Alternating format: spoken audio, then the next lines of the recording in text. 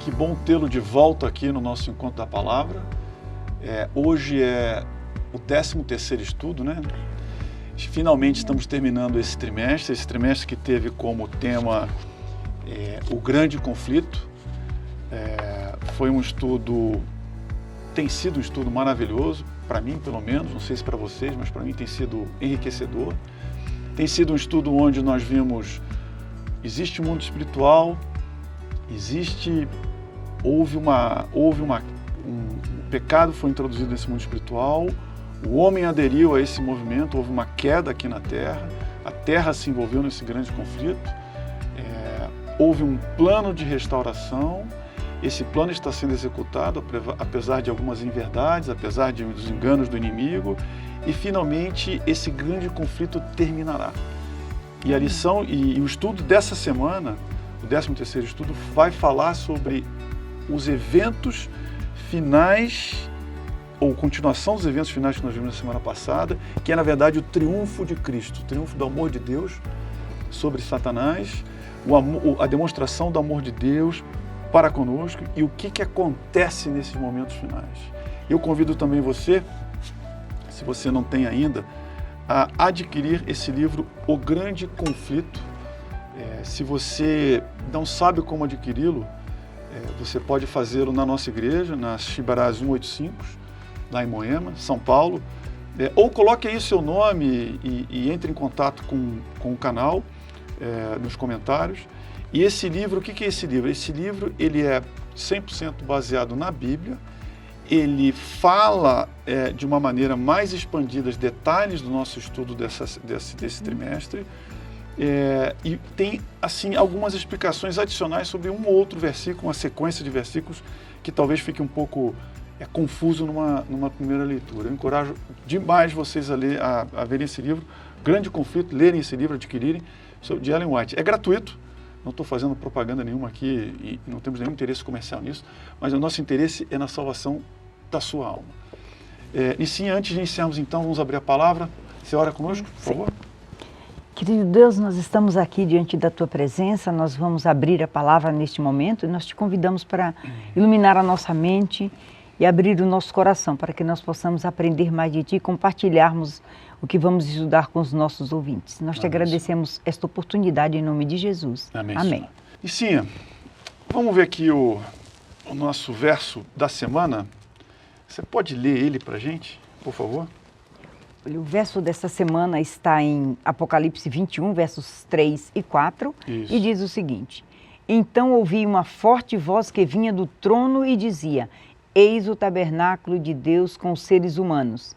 Deus habitará com eles. Eles serão povos de Deus. E Deus mesmo estará com eles e será o Deus deles. E lhes enxugará dos olhos toda a lágrima. E já não existirá mais morte, já não haverá luto, nem pranto, nem dor, porque as primeiras coisas passaram. Olha que interessante, é bonito, né? Ou seja, vai haver em algum momento na história da humanidade em que vamos morar com Cristo, com Deus, e não vai haver mais o quê? Morte. E a Bíblia começa com o quê? Olha lá, com a criação, queda do homem na sequência. Sim. E o que fala lá na 3,19? Diz assim, ó, Gênesis 3,19. Você pode ler, Nicinha, para a gente? Gênesis 3,19, fala como? Gênesis 3, verso 3,19. 19, que diz assim: No suor do rosto comerás o teu pão, até que tornes à terra, pois dela foste formado, porque tu és pó e ao pó tornarás. Então, a Bíblia começa com tu és pó, pó tornará, a morte como a penalidade pelo pecado, e ela termina dizendo que não vai existir mais morte. Né? Por conta do sacrifício de Cristo Jesus. Não vai haver mais pranto, não vai haver mais dor. Agora, antes de acontecer isso, que ocorre através da volta de Cristo, nós vimos na semana passada, e vamos revisitar um pouquinho, ocorre o quê? Ocorre uma escolha. Você tem que ter escolhido um lado. Né? O que a Bíblia fala sobre isso? Vamos lá. Daniel 12, 1, 2. Nós já lemos isso nas outras semanas, mas eu vou ler de novo. Leia o 12, 1, 2 e eu vou ler depois Apocalipse 22, 11 e 12.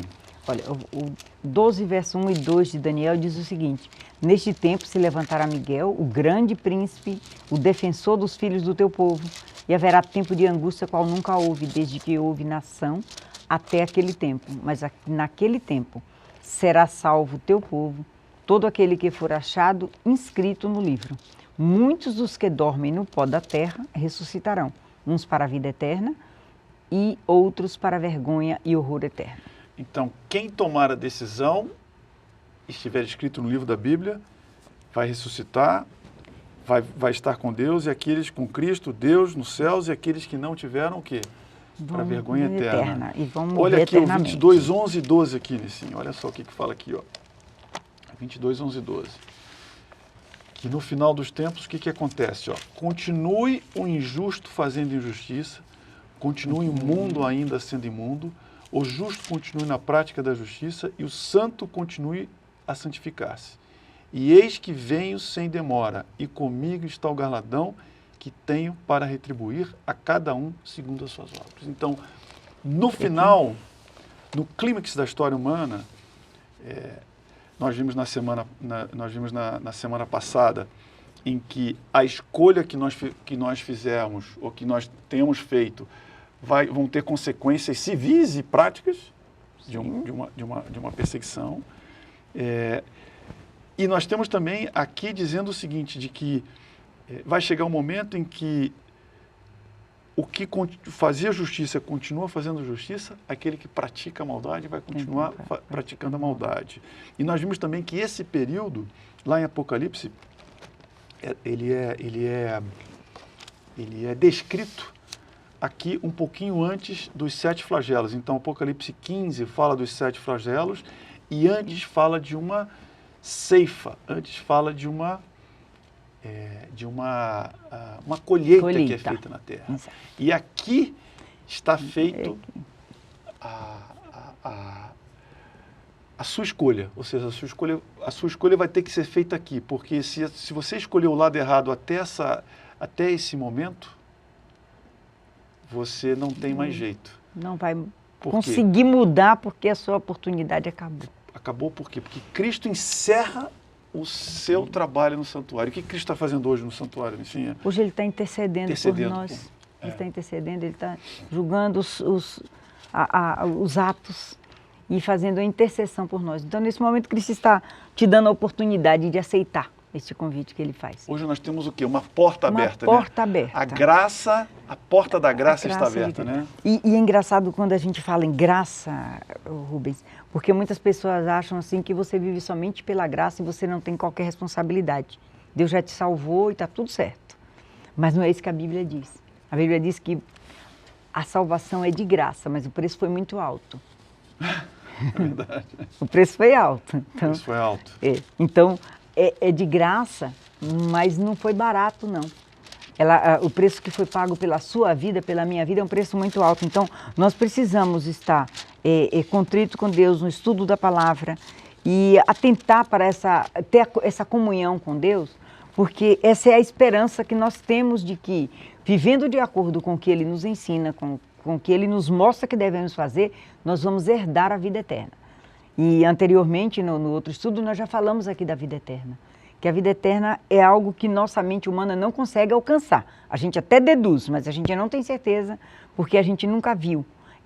A Bíblia diz que o olho humano não viu e o coração não sentiu que Deus tem preparado para o ser humano. Então você imagina que é algo muito grandioso. Porque aqui tudo de bonito a gente já conseguiu ver, ou pela internet, ou pela televisão, ou pessoalmente. Mas a Bíblia diz que nós não vimos e não sentimos o que Deus tem preparado para nós. É algo muito grandioso. E haverá esse período, então, onde a obra intercessória de Cristo, como você colocou, intercedendo, ela se encerra. Mas ainda não é o fim. E nesse período é comparado a nossa angústia por não ter um intercessor. E ainda estarmos nesse mundo vivendo sem intercessor, é comparado com aquela angústia de Jacó, né? Quando Jacó estava aguardando Esaú para não saber o que fazer e numa angústia tremenda, Então, Cristo aparece para ele, né? Jesus pré-encarnado aparece para ele, e ele falando, enquanto você não me deixar, não me dá uma abençoar, promessa, eu não vou te deixar. deixo. Né? E vai ser comparado com aquela angústia tremenda, né? De sabendo que não tem mais uma obra intercessória, sabendo que houve a perseguição, o selamento daqueles que obedecem os mandamentos de Deus, aqueles que não obedecem os mandamentos de Deus, né? Que nós acreditamos que seja o símbolo disso, seria o decreto dominical para a guarda do domingo. Acreditamos que essa acreditamos pelo Espírito de Profecia de que é o sinal de que Cristo interrompe por ali a sua obra intercessória. E como é que nós vamos viver nesse período, então? Como é que a gente consegue viver nesse período? Enfim, eu convido você a ler Salmos 27:5, e dar um pouquinho de esperança para ver, que é uma esperança terrível, né? Sim, sim. Olha, um período terrível, uma esperança maravilhosa, mas um período terrível. Eu estava, Salmo 27, versículo 5. Eu achei interessante aqui, eu vou ler depois que eu ler aqui Salmo, claro. um pensamento de Albert Einstein, que eu achei muito interessante. Mas Salmo 27, verso 5 diz assim: pois no dia da adversidade ele me ocultará no seu pavilhão, no recôndito do seu tabernáculo me acolherá. E eu leio aqui Tito 2, 11 e 14, fala assim, ó: porquanto a graça de Deus se manifestou salvadora a todos os homens, educando-nos para que, renegadas a impiedade e as paixões humanas, vivamos no presente século, sensata, justa e piedosamente, aguardando a bendita esperança e a manifestação da glória do nosso grande Deus, o qual a si mesmo deu por nós, a fim de remir-nos de toda iniquidade e purificar para si mesmo um povo exclusivamente seu, zeloso de boas obras. Ou seja, a nossa esperança é aguardando a bendita esperança e manifestação da glória. Agora, através da graça de Deus, você consegue ter o quê? Uma vida piedosa, renegada, longe das paixões humanas, sensata, justa e piedosa. É só dessa maneira. Só dessa maneira. A gente aprende a cada dia, quando a gente vive com Cristo, a gente aprende a viver um dia de cada vez. Né? A Bíblia diz, basta cada dia o seu mal. E quando a gente aprende isso, a gente entende que cada momento que a gente passa, seja bom, seja ruim, se nós estivermos na presença de Deus, ele vai se tornar de uma maneira mais leve. Mesmo que a gente esteja sofrendo tormenta, mas a gente vai ter a certeza de que ele está nos amparando. O pensamento que eu li de Albert Einstein diz assim: aprenda com o ontem, viva para hoje e tenha esperança no amanhã. E essa eu achei interessante porque assim, essa esperança que ele está falando aqui, ele fala de uma maneira geral, mas nós temos a grande esperança, que é a volta de Jesus. E essa volta de Jesus está muito perto. Aqui no nosso guia de estudo, fala a esperança do breve retorno de Jesus. Ele nos mostra que a volta de Jesus é certa e está muito perto de acontecer. Então nós não precisamos ter medo da morte, nós não precisamos ter medo do fim, se nós estivermos seguros em Cristo. Amém. Quando a gente está contrito com Ele, quando a gente acredita exatamente no que a Bíblia nos ensina, e nós estudamos a Bíblia cada dia, nos apegamos a Cristo, nós não teremos medo. Nós nos alegraremos muito em breve quando virmos Jesus voltar na nuvem do céu para buscar os seus filhos. E Nicinha, o que acontece então no auge dessa crise? Ou seja, quando ocorre a divisão entre selados por Cristo, selados de Deus, selados pela besta, encerramento do trabalho intercessório de Cristo no tabernáculo, os 7 flagelos que a lição não comenta, mas que o Apocalipse relata. O que acontece então após o povo de Deus perseguido aqui na terra, né? Aqueles foram selados, perseguidos pelos poderes civis, pelo que acreditam. Sim. Né? E o que acontece então? Olha, aí é o auge da nossa, amém. Da nossa vida. É o estudo mais gostoso. É o estudo mais gostoso. Jesus voltando para buscar os seus. E é interessante o estudo desta lição aqui, Rubens, quando fala que a volta de Jesus é certa e será muito em breve. Quando fala do milênio aqui na Terra. Porque quando Jesus voltar, ele vem com seus anjos para buscar aqueles que foram fiéis até o fim, aqueles que foram fiéis até a morte, para herdar a coroa da vida. Então ele vem com seus anjos para buscar. Ele vai levar os seus salvos, os seus escolhidos, aqueles que aceitaram viver ao lado de Cristo, vão viver no céu por 1000 anos. E talvez você pergunte assim, mas por que por 1000 anos? Por que nem todo mundo vai? Como nós falamos, as escolhas foram feitas. Você escolheu. Você escolheu de que lado você queria ficar. No final, você vai ter que escolher. No final da sua vida, seja ela no final dos tempos vivo, seja antes de você morrer, você vai ter a oportunidade de escolher o lado que você quer ficar. E se você estiver em cima do muro, você já decidiu também. Já decidiu também. Né? Mas assim, este período... Se você está no Veja Bem... Veja bem, olha, talvez... Deixa eu dar uma pensada, né? Tem coisa boa, mas não é bem assim. Eu lembro que uma vez eu estava fazendo um curso de liderança uma coaching que estava dando aula para a gente, ela falava assim, se você não sabe para onde vai, qualquer caminho serve. Então você precisa ter decisão, tem um rumo para você tomar. Tem um executivo famoso, que foi famoso, já morreu, Jack Welch, ele foi executivo da GE na década de 90, era a empresa mais valiosa do mundo, ele falava assim, se você não controla a tua vida, alguém vai. Alguém vai controlar, exatamente. Eu nunca esqueci disso. E ela estava dando, era um curso de gerenciamento, e ela falava isso para a gente, se você não comandar, se você não souber para onde você está indo, qualquer caminho serve, e aí vai dar ruim lá na frente.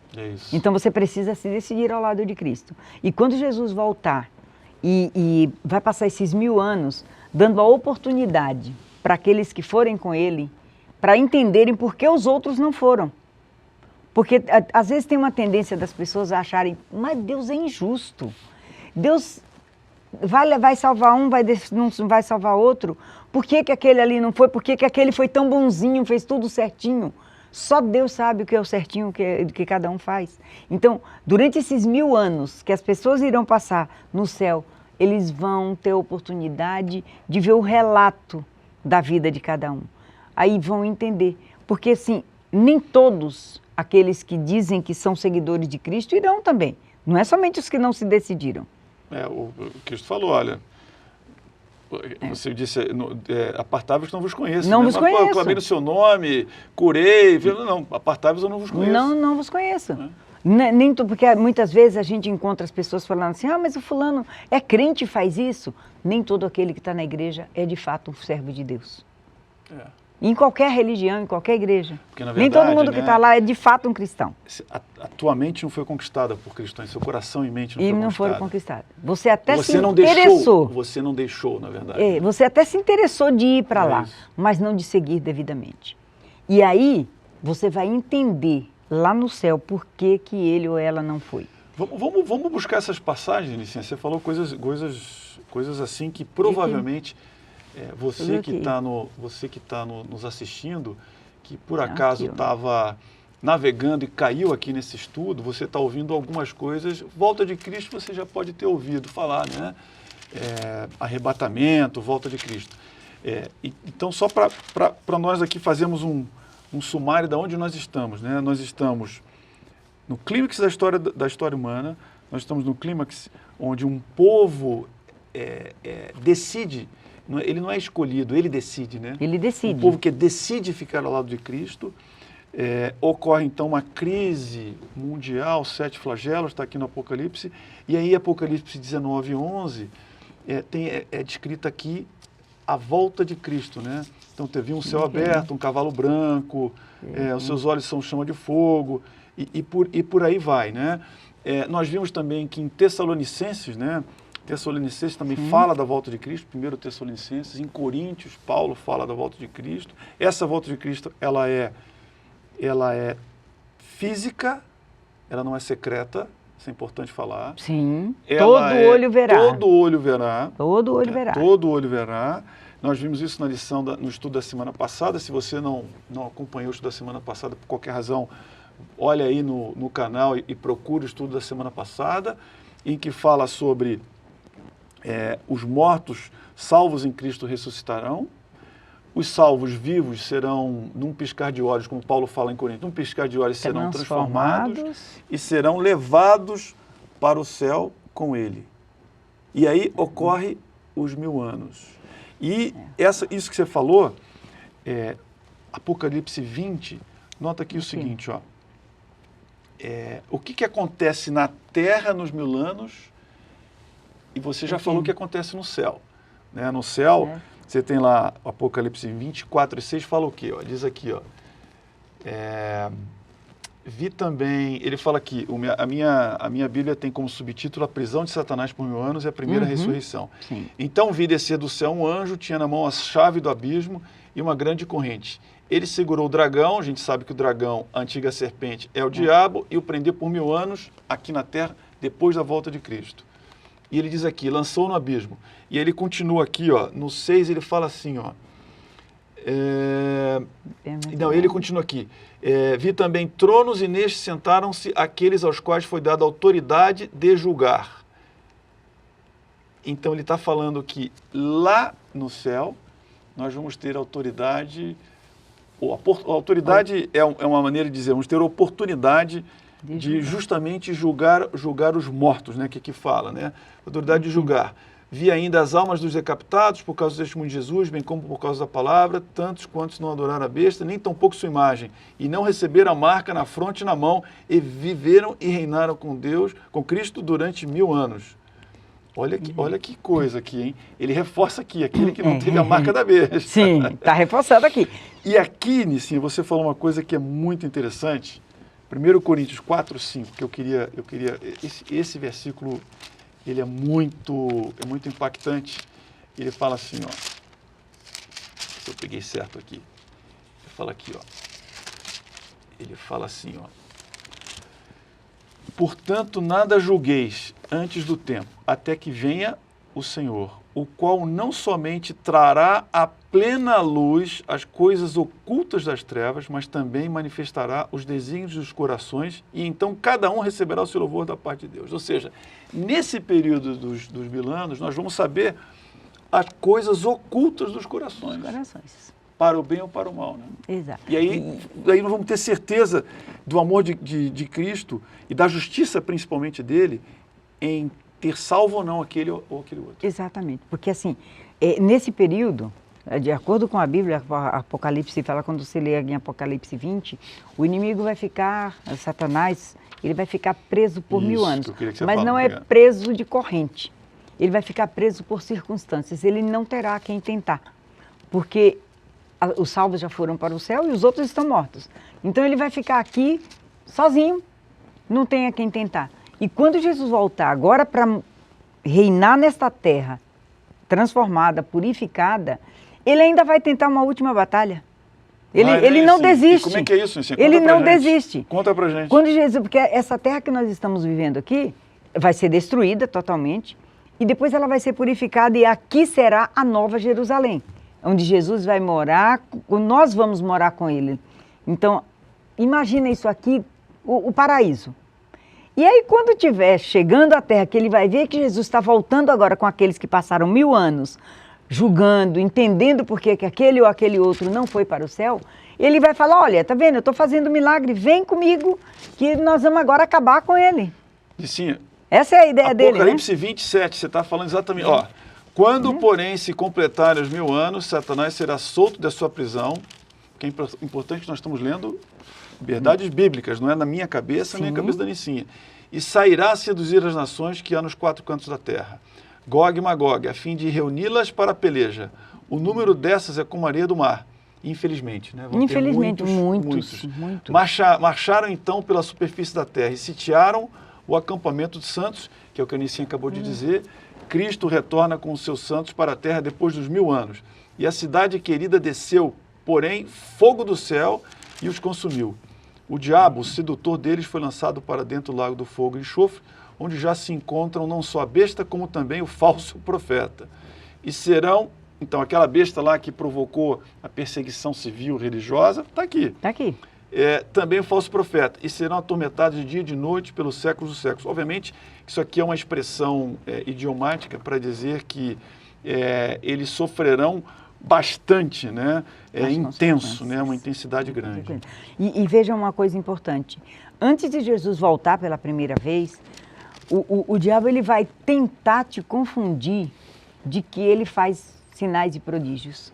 Ele vai tentar fazer fogo do céu, ele vai tentar enganar, se possível, os próprios escolhidos, está escrito na Bíblia. É verdade. Aquelas pessoas que acreditam, que seguem a Deus, ele vai tentar de tal forma que muitos vão até cair. Então, se você ouvir dizer Jesus está voltando, ou foi arrebatado, ou teve um arrebatamento secreto, não acredite. Porque quando Jesus voltar, todo olho verá. Ele vai buscar, vai levar todo visível. aquele... É visível, audível, ele vem com sons de trombetas. Sensorial. Então, sensorial. Sensorial, Ele não vem sentir. para você ou para mim secreto. Ele disse que vai, assim como o relâmpago que sai do Oriente vai até o Ocidente, assim será a vinda do Filho do Homem. E olha que relâmpago faz barulho. Faz. Risca o céu de ponta a ponta, trovão, assim vai ser a vinda de Jesus.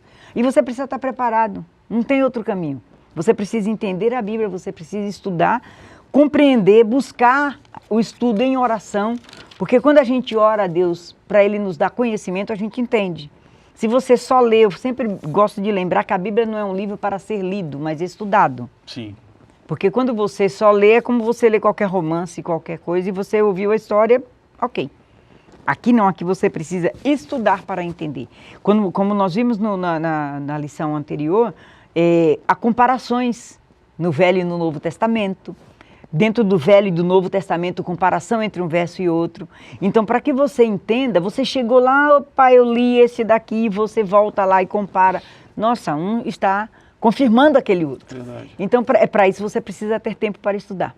Você não pode simplesmente passar a leitura, fazer leitura dinâmica, como muita gente fala, vou fazer uma leitura dinâmica para poder ler a Bíblia. Você não vai entender a Bíblia, você precisa ler com calma e estudar. O estudo da palavra precisa ser assim com muito cuidado, para você não ser enganado. E Nicinha, o estudo se encerra aqui e o grande conflito se encerra aqui também. Se encerra aqui também. Porque aqui, como eu falei no início, começou com a guerra espiritual, a queda do homem, a morte como punição, a vinda de Cristo, a redenção e o resgate ocorre aqui e a eliminação do pecado é erradicado justamente aqui, ó. É quando ele fala, do que nós lemos aqui, né? Em que a besta, o sedutor, o falso profeta, eles vão ser atormentados de dia e noite e aqui é encerrado o juízo, né? Exatamente. E aí ele vê aqui, ó, vi também os mortos, grandes e pequenos, pós em pé, e aqui no 11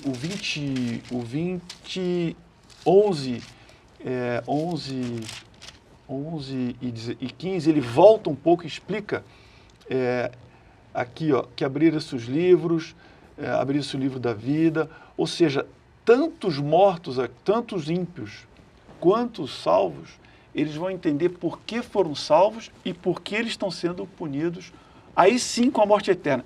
Essa aqui é a morte. Esse aqui é o salário do pecado. Essa é a morte do salário do pecado. Do salário do pecado, exatamente. Que é a morte eterna. Eterna. E eu convido a você, que está ouvindo essas verdades, para você que ainda não decidiu de que lado você quer estar, que você possa decidir estar ao lado de Cristo.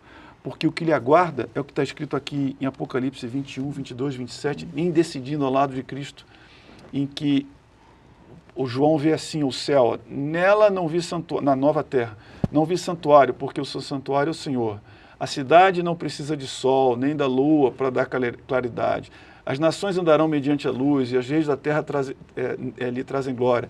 Suas portas nunca mais se fecharão de dia, porque nela não haverá noite. E lhe trarão glória e honra das nações. E continua aqui no 22, ó. O 22 termina assim, ó. Ele vem aqui, ó, no 22. Então nunca mais haverá qualquer maldição, nela estará o trono de Deus e do Cordeiro. Seus servos o servirão, estou lendo 3, 22, 3. Contemplarão a sua face, a face de Deus, e na sua fonte está o nome dele. Então já não haverá noite, nem precisam eles de luz de cadeia, nem de luz de sol, porque o Senhor Deus reinarão sobre eles, reinarão sobre os séculos dos séculos. E João termina assim, na parte final do seu livro, dizendo: eis que venho sem demora, eu quem? Cristo. E comigo estará o galardão que tenho para retribuir cada um segundo as suas obras. E eu queria encerrar lendo, como eu falei sobre o grande conflito, lendo o último parágrafo do grande conflito, que é provavelmente uma das passagens, eu diria, ex-Bíblia, fora da Bíblia, mais bonitas que nós temos, que diz assim, ó, a senhora White, então, olhando esse ponto, falando, o grande conflito terminou, pecado e pecadores já não existem, o universo inteiro está purificado. Um único pulso de harmonia e júbilo ecoa pela vasta criação. Daquele que criou todas as coisas flui luz, vida e felicidade através do espaço ilimitado. Desde o menor dos átomos até o maior dos mundos, todas as coisas, animadas e inanimadas, em sua beleza imaculada e alegria perfeita, declaram que Deus é amor. Que essa pode ser a sua, a minha, a sua esperança que está nos assistindo, para que possa, nesse momento de clímax que nós vivemos, que nós possamos escolher que lado nós vamos estar. Porque nós não sabemos se vamos viver amanhã, daqui a 5 minutos, 10 minutos, se vamos ter a oportunidade de ver o clímax desse mundo ou não, mas que nós possamos tomar hoje a decisão do lado de Cristo, para estarmos com Ele nas mansões celestiais aqui. E uma coisa muito importante, é essa decisão que nós precisamos tomar, devemos tomar, porque todos nós iremos comparecer perante o tribunal de Cristo. Ninguém vai ficar de fora. Ou para a vida eterna, ou para a morte eterna. Você precisa estar preparado para esse encontro. Vamos orar então? Nosso Deus, nosso Pai, maravilhoso, louvamos a Ti pelo privilégio de termos acesso à luz que é a Tua Palavra. Temos o privilégio de podermos compartilhá-la, temos o privilégio de conhecer a Ti, temos o privilégio de poder aceitá-lo como nosso Salvador pessoal. Que o Senhor possa, com essa mensagem, nos dar um fôlego de renovação, de espiritualidade, de consagração para Ti. Para aqueles que estão nos ouvindo também, que o Senhor toque no coração deles e que se tem alguém que ainda precisa decidir ficar ao Teu lado, que definitivamente hoje, ao escutar essa mensagem, ele possa ter se decidido, Senhor. Guarde-nos restante desse dia, dessa hora, é o que pedimos e agradecemos em nome de Jesus. Amém, Senhor. Amém.